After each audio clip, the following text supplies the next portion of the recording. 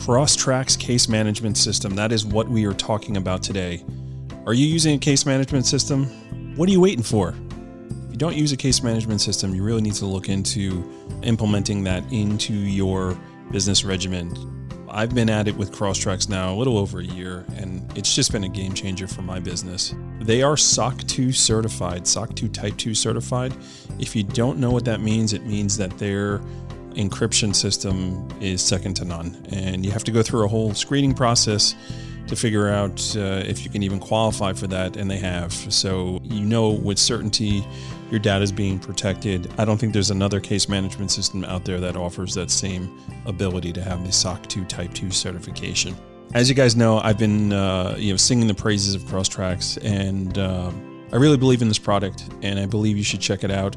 Contact Brad, contact Pat, one of the team members over there, and see if it's right for you. Crosstracks case management system, check it out today. Are you overwhelmed with your current caseload? Could you use some help with your skip trace assignments? With Merlin Locate Services, rather than adding staff, you can add an entire skip trace department of licensed private investigators who specialize in skip tracing. Check out merlinlocate.com today.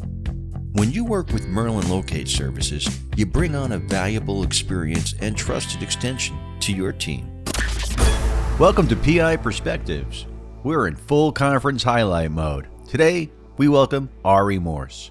His firm specializes in genealogical research, but he's also on the planning board for FAPI. FAPI, the Florida Association of Private Investigators, is holding its annual conference this Wednesday through Friday, and it's free to attend. Ari's going to tell us a little bit about what he does and then tell us about the conference and what to expect. So please welcome Ari Morse and your host, private investigator Matt Spaier. And welcome everybody to this week's episode of PI Perspectives. I'm really happy to see everybody. Thank you for tuning in. I wanted to welcome our guest here, Ari Morse. Ari, welcome to the program. How are you?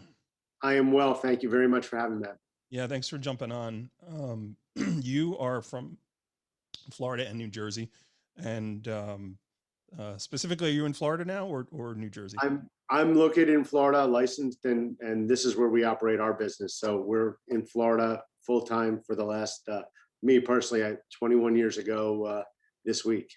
Okay, all right. So you're from New Jersey, but now you're down in Florida. Correct. I like seeing Facebook. I like seeing Facebook in the pictures of snow. I don't like living. That's not nice. We've got a lot of snow up here. Yes, I keep seeing the pictures. Those on the East Coast, man, we totally got slammed up here, and all my friends up here in the New York area are like, okay, cue all our friends who used to live in New York that are now down in Florida that are gonna, send their pictures from the beach and do whatever, In our defense, it is cold here. We woke up to 30 degrees. It was in the low 30s this morning, which for us is not good. Right. Well, I'm sorry that you have to deal with that cold weather. That's terrible. Yeah, but in defense, I'm still wearing short sleeves. Yeah, usually actually in February in New York, it's usually like 10 degrees or colder. It actually hasn't been that bad this year, but this snowstorm is the most we've had in a long time. Definitely. Wow. Okay, so you specialize in genealogical research and that aspect of investigations, and you're also here to talk about the FAPI FAPI conference also. So tell me a little bit about your business first. So a little bit about the business, and so we have two different companies actually in Florida. One is our traditional investigative agency, Locators International, and we handle all civil investigations. We don't do any criminal defense work or anything because my uncle is still a sworn law enforcement officer, and because he owns the agency, it's something we never got involved with. He's done years ago, he did criminal defense, but we don't do that anymore. And then Morse Genealogical Services is a company, the family, my great-grandfather actually started doing this work in 1939. Wow. So my great-grandfather, my grandfather, my uncle, and me. So I'm the fourth generation in the family business, and we joke it's a family business of locating families. So we do that, and that was started in Boston in 1939, and in the early 70s, Harvey brought it down to Florida, and we have been operating in Central Florida ever since. So I would assume that you service all over the country, right? Different types of cases. Yes, we handle cases actually all over the world. Really? As of right now, we have clients overseas. We have cases that we source to the overseas, and then some that are brought into the U.S.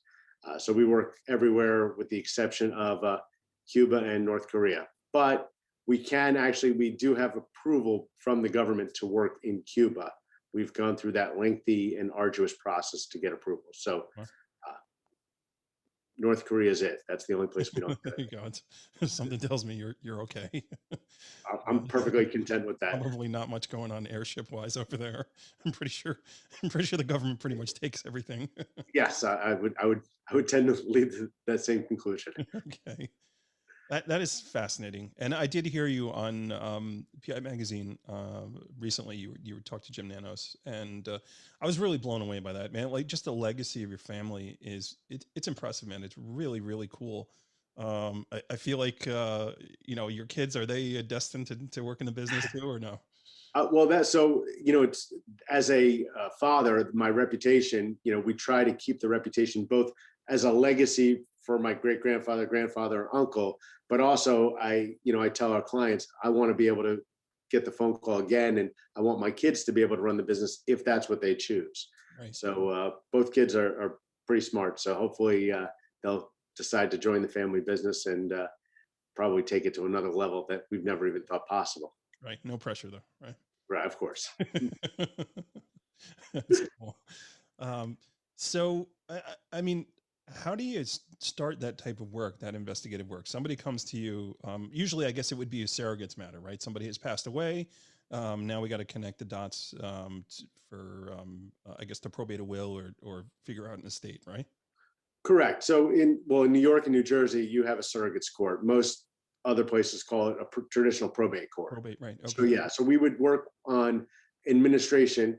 So an attorney or a personal representative are facilitating an estate would then hire us or bring us in to locate and identify the family. And that, sometimes that's because they're going to be a beneficiary, and sometimes that's going to be because they're not going to be a beneficiary. Sometimes it's for notification purposes. We do work with banks and trusts, trustees. We do work with a lot of quiet title actions for property. So if you're trying to buy a piece of property and the deed, there's a defect in the deed or there's something wrong in the title, they will actually go through a process called quieting the title or quiet title action, in which they have to notify all people that could be potential heirs or have title to or ownership in the property. Mm-hmm. And we get involved with that quite a bit. So I guess that's similar. Like if you're doing a like letters of administration, now you have to notify all the family members that somebody has filed for a petition to be appointed the administrator or administratrix of an estate, right? Kind of similar type thing. Exactly. So we do a lot of work, for example, in New York, because the way the laws are written, and again, every state is so different. So the way the laws are written in New York, even if you have a will and you haven't filed the proper paperwork, or the administrator doesn't have all the information for the family, they have to bring in somebody to make notification. Right.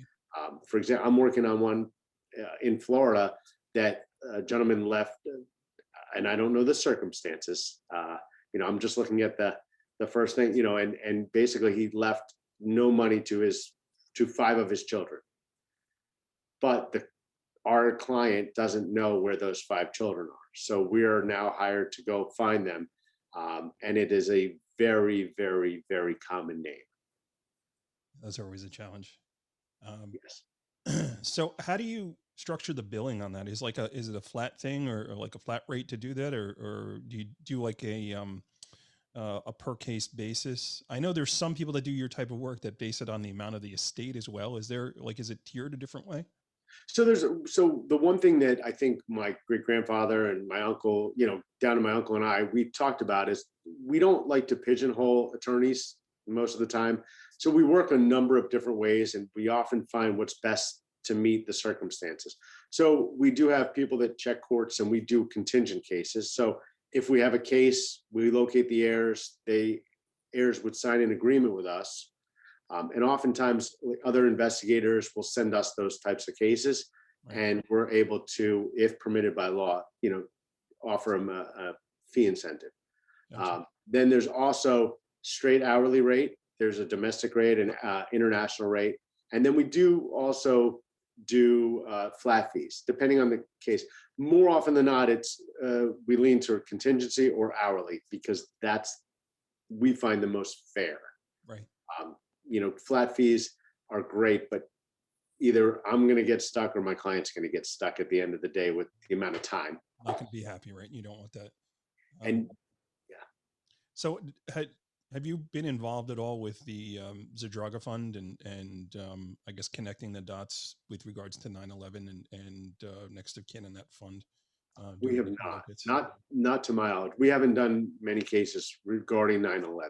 Yeah, because that's something actually that I have been involved with on my end. And it's sad. It's interesting. It's sad, right? So here's somebody who either has about to pass away or has passed away, and you're trying to connect the dots as far as airships, and then also proving that they worked at a particular location. In order to do that, sometimes you need to find family members who can say yes, they were involved, working at a particular location doing things, and it's rewarding, but it's also frustrating.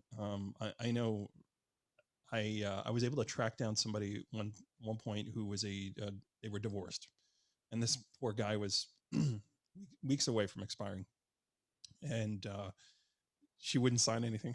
She hated the guy so much. And I'm thinking like, wow, man, like what did this guy do to her in this marriage that, she wouldn't sign a piece of paper so their kid could get money. And essentially that's what it was. Like they had a son who would end up getting whatever kind of money was there, and she refused to do it. I ended up tracking the kid down, and I'm like, hey, can you talk to mom? And he's like, you know what? I don't like my dad. I was like, oh boy. We have a case that we worked on that it's interesting because we're involved. A cousin had passed away, and there were 3 cousins that are going to inherit. The cousin never had any, and the cousin actually passed away while living or temporarily residing overseas. And there's a brother and a sister and another cousin. So the brother and sister do not speak to one another. They don't talk to one another. If I email them, I have to email them separately. I can't do a group email. I love family. They're fighting over their mom's estate in such a manner that we are now, and they were litigating over it. And likely the money that they may inherit from this other case would exceed that, I would imagine. But the fact is that our communication is so much more difficult because I have to make sure everything is individually sent. I can't do any group messages. God forbid you make a mistake. That's it. The wheels fall off, right? Right. And then I don't tell the brother where the sister is. I don't tell the sister where the brother is. And then you have the cousin who's kind of an independent third party here. So good times.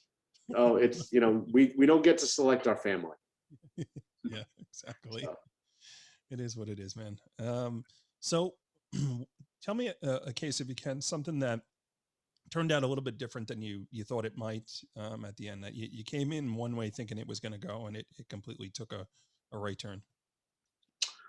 I've got a couple of them. I mean, I think, so one case we had, let's call it, actually it was a contingent case. We were hired on a contingency. So we would derive our fee strictly on a percentage basis if we were able to find the family. And in this case, we were asked to locate the children of my brothers and sisters, if that makes sense. So the person who passed away wrote a will and says, not named. They were just the children of my brothers and sisters and to my wife's brothers and sisters. And they listed the names of the siblings, not the names of the children. Right. They were both of Asian descent. Both of them they were from China. And the culture actually dictated an entirely different process than we're used to, because usually we would locate the children of, but we couldn't in this case, because most of the siblings were alive. We actually had to go to the family elders and go through the process of dealing with the elders and meeting the culture so that we can get everyone to agree and signed from down low. And believe it or not, while there was some funds there, they were more interested in family artifacts. Right. You know, they wanted to know how the person passed away. They wanted details. They were interested in some of the collectibles they may have had possession of, whether they had actual value or not, more heirloom value. So that was one of the really interesting case that dictated, and what helped that, if you ever have a case or anyone has a case that deals with Asia, it's how you write the lettering.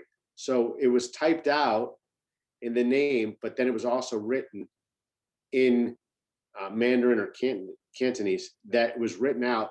So that dictated how you found somebody. Right. So a lot of times when you're dealing with Europe, you know, especially because not a lot of attorneys and judges see it all that often. So a record here we have in the US is often, you know, photocopied on colored paper. Overseas, it's often handwritten on colored paper with a stamp on it. So explaining the difference of how that's proper, dealing with the Hague Convention, getting a proper apostille for all documents. Well, that was the next point I was making. That is a huge challenge, right? Getting something, you know, the apostille and getting it domiciled where it's supposed to be domiciled so that signature is actually valid is something I think people don't realize you have to do that stuff, right? Well, the layers, it's all layers, and it's taking the knowledge. I mean, I've educated several attorneys based on, it's just not something they deal with on a regular basis. Yeah. And so we're explaining them, you know, if you want this admitted in court, you likely have to get it verified with an apostille and go through the process. And, you know, I explained to them quite simply, it's like notarizing a notary by a higher governmental official. You got to go to a consulate office and, you know, I've had that challenge. I'm sure you have this year, right? With COVID, man, it really made things difficult. And I've found, like, when dealing with overseas work like that, when you're trying to do that, because I've had a couple personal injury cases where the family was back there and we were trying to, you know, set everything up and get everything done. This one specifically I'm thinking about was in Ecuador. The most expensive part of the whole deal was paying the attorney to get the stupid thing domiciled. And I had investigators flying from one part of Ecuador to another, taking a 5-hour bus trip up into the mountains to meet with somebody who didn't know how to write. Right? So then we had to bring her to the consulate. And it was just a nightmare. But the most expensive part of it was hiring the attorney. So, oh, it's amazing. Yeah, it's absolutely remarkable. But it can be it's really rewarding when you're able to help somebody. You know, oftentimes we're able to actually make a difference in someone's life. You know, and I told the story, you know, recently, and that is that, you know, we had a woman who family was trying to disinherit her, and lo and behold, we found her, and it was the money that she inherited was absolutely life-changing. I mean, I have a letter from her in my book about how much it changed her life. We had a gentleman up in the Northeast, actually, and he had an extremely common name also, and we located him. His kids were saying that he was dead. His children said, "Oh no, my dad died. My dad died." And we're like, "Really? That doesn't sound right." And nothing matched up. And we were digging, and we found him, and we contacted him. And then the attorney later on said, "Do you think that he would give any money to his kids?" I'm like, "The same kids that just said he was dead for the last year and a half? Yeah, I'm sure they're right on." And one of them actually was a professional basketball player overseas. Wow. But it was, you know, people do all sorts of crazy things for money. The craziest case we were involved with, of course, was the one of them is at least the Ben Novak Jr. case. Mm-hmm. And in New York, you might have heard about Ben Novak, or are you familiar with? Yeah, I heard you talking about it on Jim's show there. That case is a really wild case. Yeah. You know, a woman, and they've made TV movies about it. I'm not making this up. I mean, this case is just, you know, when we say that fiction, you know, the truth is stranger than fiction, it really, you couldn't make this up. The gentleman who founded the Fontainebleau Hilton in Miami, very famous hotel, his second son was murdered by his wife. Well, coordinated the murder of the wife. And so because of the Slayer statute, she couldn't inherit, but she had a daughter. So she was set to inherit. And then, but he also had a brother, half-blood brother, who was adopted by Ben Novak Sr.'s first wife. And it became, but he was homeless. So we tracked him down. Right. And then we also tracked down the natural family of Ben Novak Jr., the gentleman who was murdered, which a cousin was married to Steve Wynn. So homeless to one of the richest people in the world. It's just, you can't make it up. That fountain's expensive. It definitely is. It was a great case. It was a great case. One for the record books. I miss Vegas. I want to go back to Vegas. So. That is always interesting. It's really cool story. So before we jump out for a break, because I want to start jumping into FAPI and the conference that's coming up. Let's talk about like the basic investigator, somebody who's a private investigator who does research, and they've got their accounts to their XYZs, all the research companies that they use to do their stuff. And they get that phone call and they say, I need to probate this estate. I need to find some relatives. At what point should they tap out and hire a company like you, we bring you guys in to help out? And at what point is due diligence enough on their end to do it? Like when should they consider giving you a call? So great, that's a fantastic question, actually. So often we get calls in all sorts of levels of the process from other investigators, whether it's to give them a tip or a pointer, which we're happy to do, or whether it's to take over a case and work with them. And so to me, it would, if I'm just locating somebody and I have a named individual and I'm able to put two and two together and it can be cohesive, then by all means do that. If it's something that's going to require prima facie documentation, they're not sure of where they're looking with regards to birth records, death records, if they're not able to put it all together, for example, and I just happen to have, this is one of our reports. Wow. And so, this one alone has over 170 something exhibits, and it folds out. That's nice. the family tree is huge. Sure, yeah.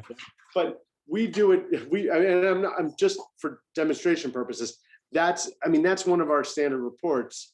170, over 200 exhibits. Sorry. Yeah. And it's probably a 50 or 60 page affidavit itself. Right.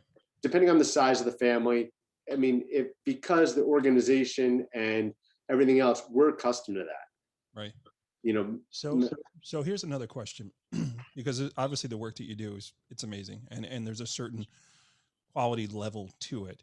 So I think one of the challenges we as investigators face is that our clients don't want to pay for all that to be done. It's like they want to do as little as possible to meet the bare minimum requirement for due diligence. Right. How do we get around that as a salesperson, as an attorney? Like when an attorney calls us and they say, okay, this is what you need to do. I got this great company down in Florida that can help out, but it's going to be XYZ dollars. And they go, whoa, I don't want to pay that. I'm just looking to pay XYZ. So how do you get around that? Well, I think in general, investigators, and I've been in the business for over 20 years full time, but significantly longer even. And that is, I think as a habit, we have a tendency to hand an invoice and try to hide our face at the same time.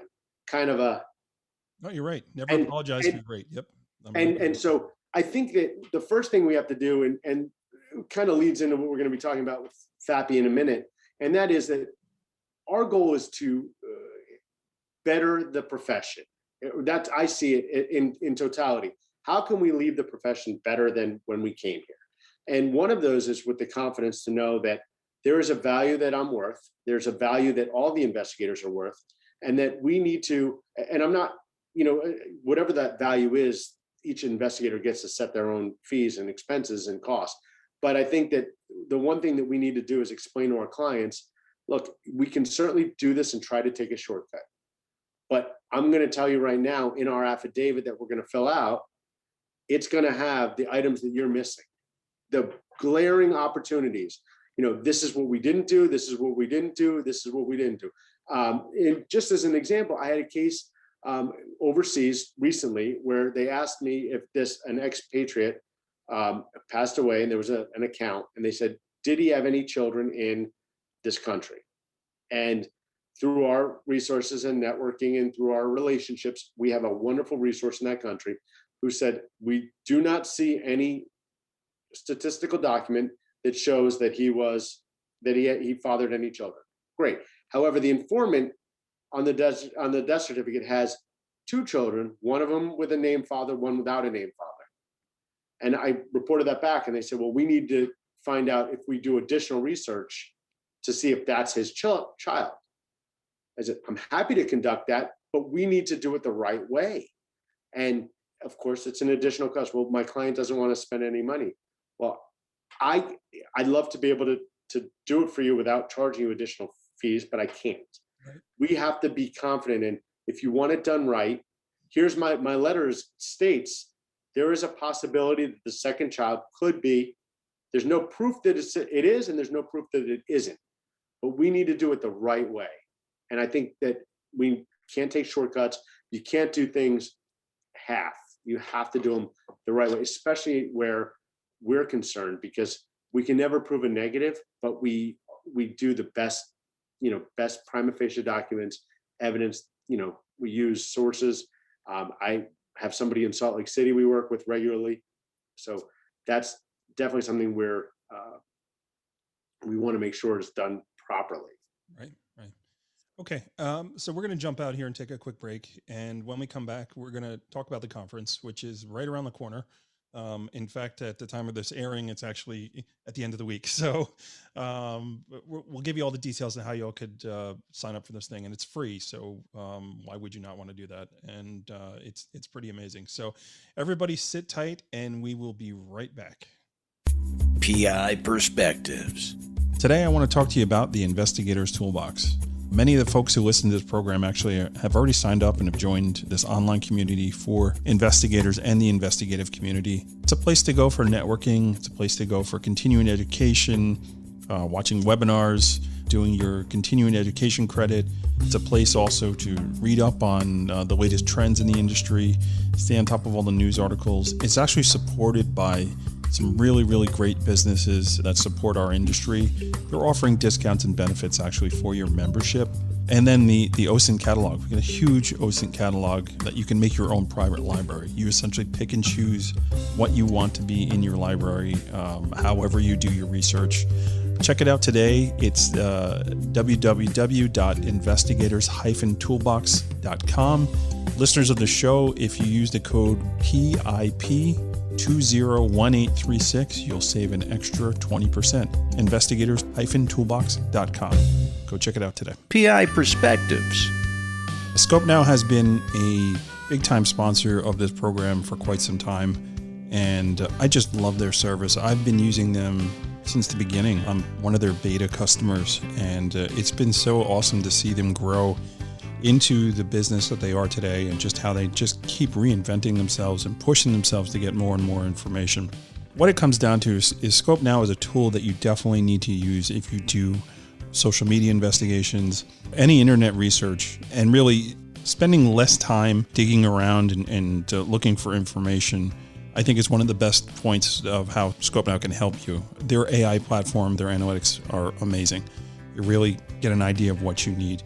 You're reducing the time, you're reducing the manpower that you're spending on doing this research, because they're essentially doing it for you, and they're doing it correctly, which is most important. One of the new things that they're actually offering is this flagging system where you can flag behaviors and really highlight and look out for fraud. If you're doing a lot of fraud research, this is a fantastic tool, and you can set up alerts. So you have particular people that you're looking at, you can actually set up alerts to get notifications when the criteria that you set up is actually is flagged and goes off. It's really, really amazing. And their relationship and association analytics are top notch, really cutting edge and really, really cool. When they brought that out on version 3, it was a game changer. I mean, really being able to see how people interact together and having that relationship, analysis is really, really something that's cool. One of the other things about being involved with Scope Now is their ability to offer webinars. Their team is cutting edge on putting together and getting out really, really great content. If you're a member of Scope Now, if you know who they are, you've seen them around on LinkedIn, you'll know that they're constantly doing webinars on these new websites that are coming out, and they're really staying on top of it. And don't forget, any reports that you generate, you can actually white label those reports and put your own logos on and really make them look professional, which could equate to more billing for you as well. So check them out today. It's www.scopenow.com. They're a great, great company. They should be one of the tools in your toolbox, along with whatever kind of search engines you do. You need to make sure that Scope Now is a part of that suite. Scopenow.com. Check out the PI Institute of Education at piinstitute.com. Since 1989, Kelly Riddle has been teaching on subjects such as surveillance, nursing home investigations, insurance fraud, domestic investigations, hidden assets, and accident scene investigations. The PI Institute of Education is a featured learning partner in the investigatorstoolbox.com. So check out the free content on the site, then visit the Institute for more great savings on additional classes.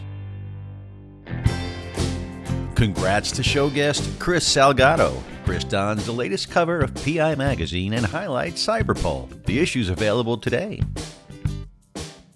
And welcome back, everybody, to PI Perspectives. This is your host, Matt Spaier. We're welcoming back Ari Morse from Florida, where it's a balmy 32 degrees. Ari, how you doing? I'm great. Thanks again. Thanks for being back. So we're here talking about the FAPI conference. It's a 3-day conference actually happening this week. The time the show is airing, it's starting actually the Wednesday. So it'll be Wednesday, Thursday, Friday of this week. It's a free conference with a great lineup. So why don't you tell me a little bit about it? Well, the Florida Association of Private Investigators decided this year, or at the end of last year with COVID, that instead of trying to do the traditional conference in person, there was too many unknowns with COVID, the pandemic, who knew what was happening. So we decided to do a virtual conference. But this year, instead of trying to charge people to do a virtual conference, we wanted to give back to the community. FAPI has always been about the relationships, building relationships both with our members, with our relative, partners, other associations, and our vendors and sponsors. That's one of the things we've prided ourselves in over the years is actually building what we would call a family. And so the FAPI family, so the board got together and we made the decision that this year we will absorb all the costs for the technology platform. Everyone's a volunteer, so there's no cost there. And so we're giving back to the investigative community as a whole. Our goal was what can we do to leave a mark on the investigative community, to better the investigative community, in its entirety. And that was to give back, give free education to those that either can't afford it, has their businesses suffered from the pandemic, or they're new to the business. Whatever the case may be, they're welcome to join us. We did it in a way, so Wednesday, Thursday, Friday, it's half days. So we're not taking you away from business the entire day. It starts at noon. With noon on Wednesday and Thursday will be an hour of vendors. We're going to give each vendor 5 minutes to give their spiel, tell us a little bit about them. And then we have some time after the conference at 5 to 5:30 that we'll have more vendors. And then we do a FAPI hour. We like to have what they call a FAPI hour, and we're going to have one of our members is going to host a cocktail mixing special. Mixologist. Yes. On board. And he's a member of ours, and he's great. So we're trying to really bring back to the community as a whole. But there's education, but there's also that social aspect. Sure. It's not having a cocktail in person in the hospitality suite like we always do, but we're trying to find the next best thing for us. Yeah, and that's what we got to do. We got to pivot during these tough times here. And I think one of the benefits is really having the exposure of getting people from all around the country, right? Typically, not all of us can afford to go to wherever to go to these events. It costs a lot, right? You got to pay for a flight, you got to pay for a hotel room, you got to pay for the conference that you're attending. It's a commitment, especially if you're a small business owner, because now you're also not making money. You're not doing the work that you should be doing. So it's a double investment. I think virtual conferences like this give the opportunity for folks that typically wouldn't do this type of stuff, the exposure to actually come out and do it. I think it's really neat. Well, and there's a huge element of in-person conferences that we are going to miss, no doubt. And a lot of our people would love to be in Florida instead of stuck in the snow. But at the same time, we have to find what can we do to educate people, yet still better ourselves. And that is, a virtual conference, if it allows itself. But now you can do that from your home. You're not losing travel days. You're not, you have the mornings to still get your work done. You log on for 5 or 6 hours. You can invest and that's investing in yourself. That's how do I become a better investigator? When I go to a conference, and I've been to many, I want to learn something new that's going to help me do my job better, teach me to market, make more money, or make a contact with someone so that I can look someone in the face and say, okay, I need work done here. I know you face to face. You're not going to let me down. Yeah. I mean, how many times have we seen nightmare situations with other investigators or either other professionals? Forget it. But rarely the people that you've looked in the face. Like, I need something in Las Vegas. I've got a guy, I know him personally. Right. I need something in North Carolina. I've got people, so that's the biggest thing to me is the relationship. So in this way, I've got everything covered. Yeah. Yeah. And it's not only that you got a guy somewhere, or a girl somewhere, geography, right? It's also a specialty too. It's like, oh yeah, I met Ari. Like now I need to have that genealogical research done. I got a guy, right? And we've broken bread together. We've sat in a hospitality room and hung out and discussed work and stuff like that. So there is a real value to that people just don't understand. And even I'll take it one step further. Doing the same with the vendors, right? So having those conversations with the folks from Scope Now or the folks from Delft Point or IRB and all that. When there is an issue, you call them directly. Say, hey, this is what's going on here. I need help with this. Even like the whole premise of this podcast, PI Perspectives. People ask me all the time, how do you know so many people? How do you know all these people? How do you get these guests? Like, and literally almost everybody that's been on my show, I actually know. There are a few exceptions, right? And the thing is, I go to these events. I've been going for years. So it's like, I go out there and I meet people and, I'm kind of a social butterfly. I like to talk a little bit and, you meet people. And that was what pushed me for this podcast was like, I want to get that experience of meeting people in a hospitality room onto a podcast format and really introduce people to different folks in the industry. And really that's the driving force of it. But that conferences, that's what happens. That's how you meet people and do things. Well, and kudos to you, because that's the biggest thing is you're making the investment in yourself. Yeah. So you're making it in your business, in yourself, in your profession. You care about the business. You're not here to, and we have our profession is filled with a lot of retired law enforcement who, we're very thankful for them. They've come into this to make side money, let's say. And so as a result, that's what a lot of people assume. I'm here to make a living. I'm here to make my life here. I take this very, very serious, and the work that we do very seriously. And there's times to have fun, of course, but this is very important. And by making the investment, by going to conferences, meeting other professionals, networking, and of course, helping put on FAPPY for the last 15 years, the conference, that's something that so important for me to how, to leave a footprint of a better than I came. Yeah. And my uncle's big with that too.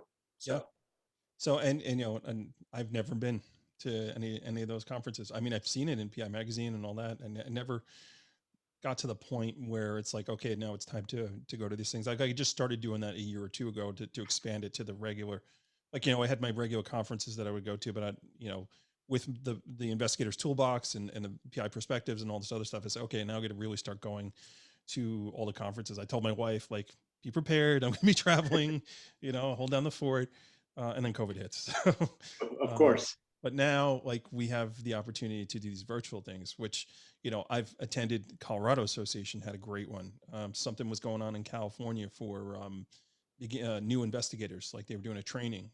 Yeah, sure, I'll be a part of that. I went out and I checked it out, and I'm finding the ability to get this exposure all throughout the country without actually traveling, which is pretty nice. Like West Virginia, I did one of their events too. It's awesome.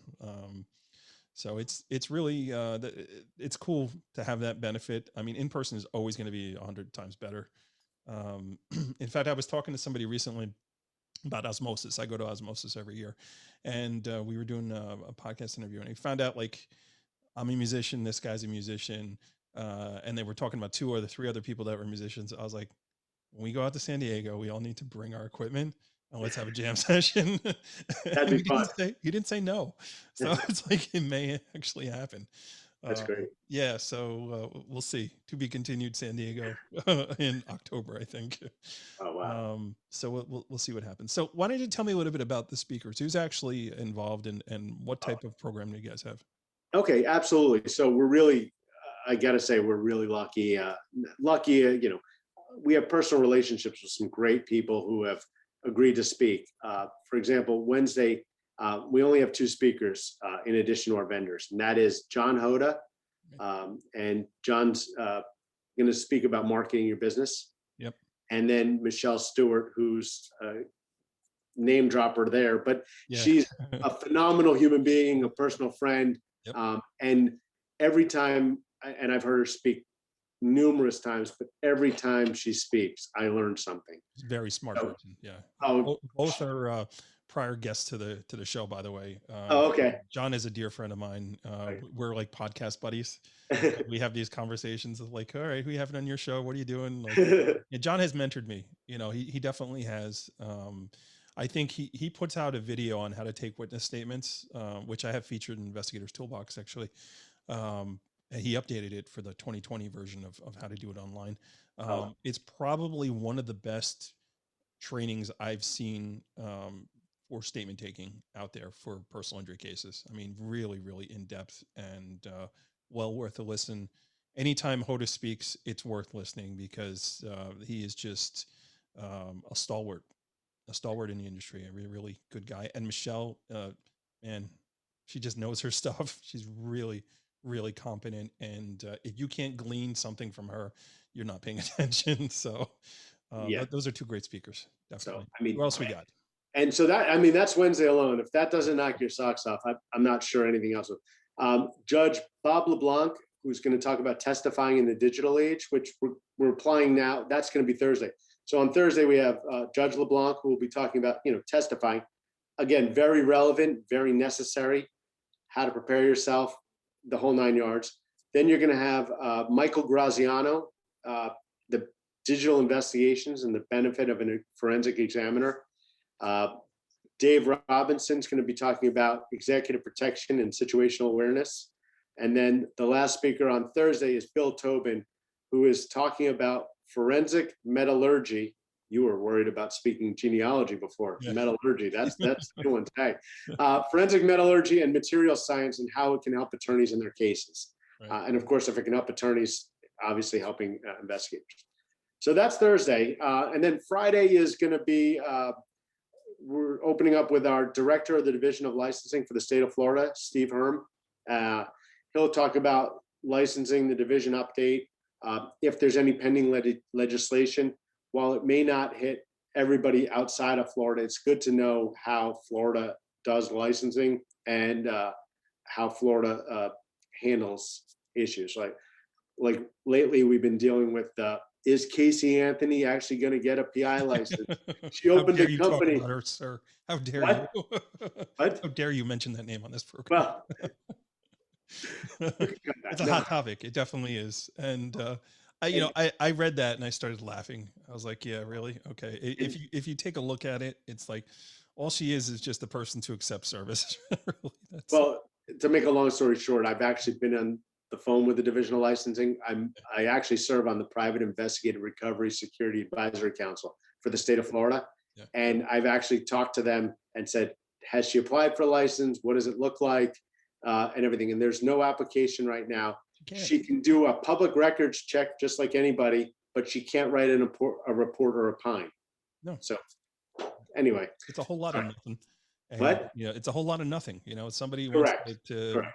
sell some, get some clickbait. That's all it is. Throw the name Casey Anthony out there. And but people brought it to our attention, and we actually took it seriously and looked into it professionally. And there is nothing there, but she does have a corporation, or a LLC. Anyway, yeah. So after Director Herm, so if She's anybody not gonna be there, she didn't sign up for the. She didn't sign up for the conference. She has not signed up for the conference, and not to my knowledge. But if anybody's on the line wants to come in, and while Director Herm is talking, I'm sure, and ask that question, I'm sure it will be asked. And once or twice. At least, and we'll prepare him. He'll know. But and then Jim Nanos will be speaking about surveillance, and then Peter Gallo, who has spoken at FAPI many times, is a very entertaining gentleman, and he's going to be talking about DNA and its uses in investigations. I didn't come up with the name of his speech, but it says "Where Babies Come From: DNA and Its Uses in Investigations." If that's not an indicative that it's going to have some humor in there, that's Peter. And so it will surely be entertaining. And then we're going to have a question and answer session. If you're seeing a situation, coming through something, or you have questions to ask, it's a great opportunity to bend the ear of professionals. So one of the questions that I've seen come across, and I don't know the answer to it, and I'm going to put you on the spot here. Okay. If somebody can't make the content, if they miss a particular speaker, are you guys recording the content, and are you going to make it available later on, or is it just one and done?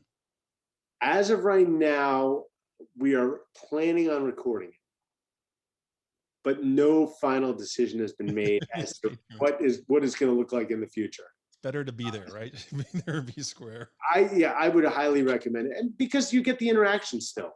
Yeah. If you have a question, especially someone like Michelle, who just generally talks so fast because she has so much to share. Those are your words, not mine. I wasn't going there. Well, I love Michelle. I love Michelle. If she hears this, she can call me on it. She's the first person to say it. Like, I know.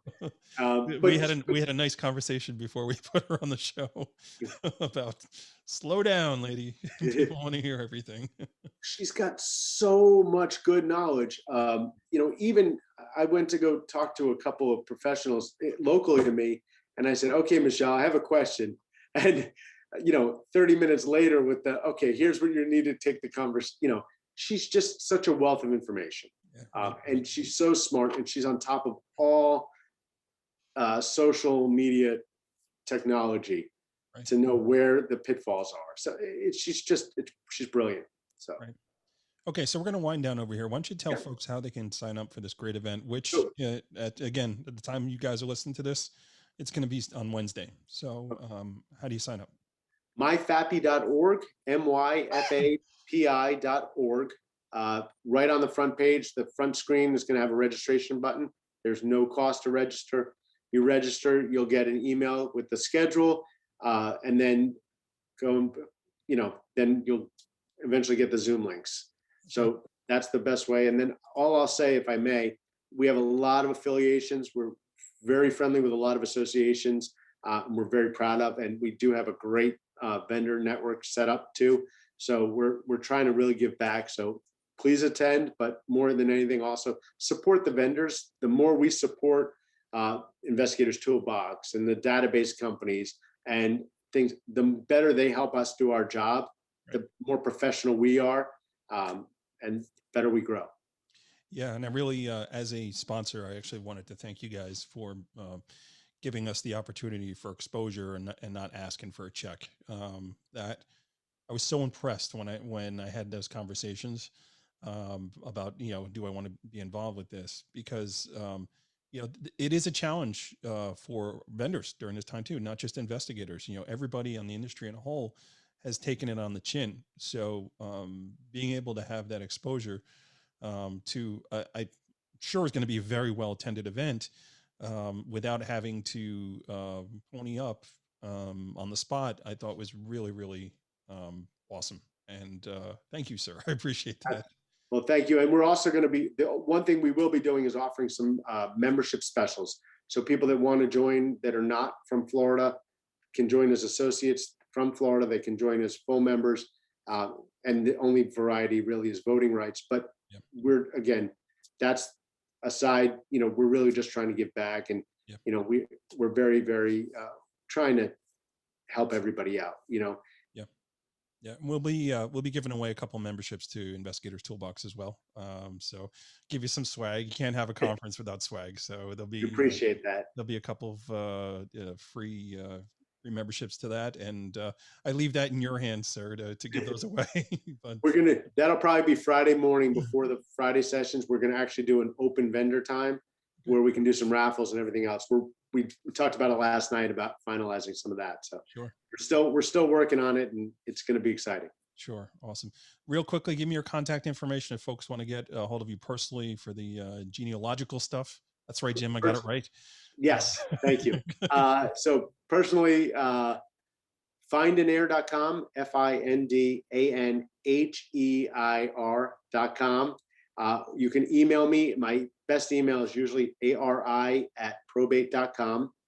So Ari@probate.com or Ari@findanheir.com. Both come to me.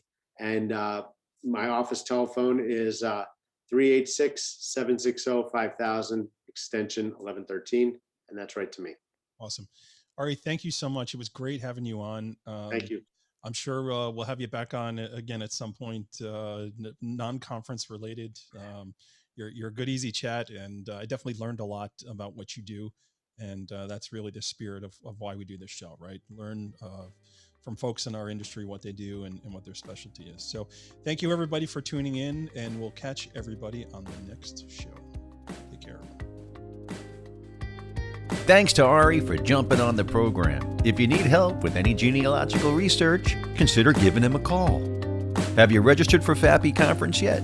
What are you waiting for? Over 600 people have already registered. It's not too late. So visit myfappy.org to register. Let's thank Crosstracks, Merlin Locate Services, Scope Now, and the PI Institute for Education for sponsoring our show. Have you checked out Investigator's Toolbox yet? It only takes 49 cents a day to unlock the future of investigation, so make an investment in your business and yourself today. You can save an extra $20 by using code PIP 2018-36. If you have a question or comment about the show, email Matt at matthews@satellitepi.com. You can also find him on LinkedIn, Instagram, and Facebook. We'd like your feedback to bring you the best shows possible. And we'll be back on Monday with a new show. So make sure you tune in, please wear a mask, and stay safe out there.